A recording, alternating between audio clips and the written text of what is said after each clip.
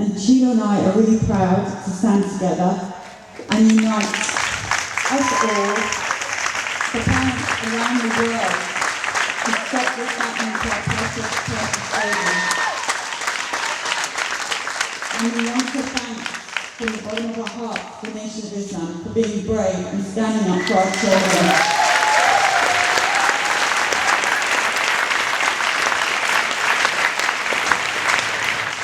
I'm honored to be here tonight. I'm glad that I was asked to come and to speak to you. I'd like to start by telling you a little history. In the 1800s, Dr. Miriam Sims thought so little of enslaved African women that he experimented on them. And he experimented on them without anesthesia. And some of our enslaved women had as many as 30 operational procedures. He became the father of what we know today as gynecology. In the 1930s, the American government thought so little of our African American men that they went to Tuskegee and decided that instead of treating them for syphilis, they would experiment on them. And that experiment lasted until the 1960s. In 1960, Dr. Springer, he decided that 88 African American individuals between the ages of 9 and 88 with cancer, lives were not worth 2 cents.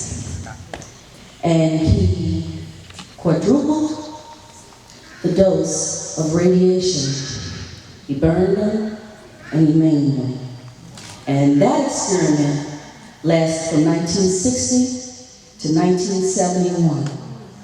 Well, today, the American government, the CDC, has decided that my son's life and the lives of others like him are not worth it. They knew what they were doing when they sent that shot in the dark to cause this to happen to my son. But you see, here's the difference. When you turn your face away from what's happening in one community, then the greed decides that it has no respect of person, race, or nationality. And it trickles down to every other race of people. So now what we have is a Holocaust. Our children are being maimed and they're being killed.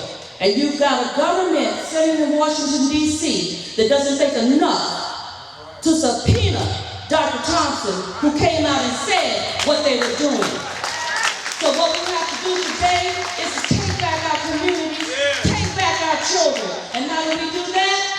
We walk out of the doctor's offices.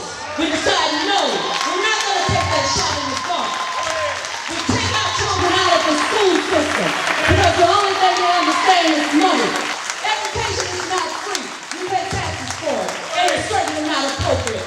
Because once this happens to your child, you can't get services. You got to go fight for an independent educational program. You got to go fight for services. You got to fight with the insurance company. And they still stand there and say, your child is not worth it. Our children are our legacy. That's all we have. And without our children, this country can't stand. So take them out of the schools. Go into your churches and tell them you need to see this movie Vaxxed. And then ask them to open the doors to the connection, the annex building, and allow you to come in and educate your children so you can go to work. We know how to be a community. We know how to do it. We don't have to reinvent the wheel. During the Civil Rights Movement, that beautiful lady, Rosa Parks, she wasn't the first to get arrested, but she was the last because she was a tender, beautiful example of dignity. She was the weakest of them all, and we became enraged. And what did we do? We got off the bus. So I'm asking you to stand with us, stand with the nation of Israel, and get off the bus. We have to get off the bus and let them have their food, let them have their doctors. Take back our children, take back our culture.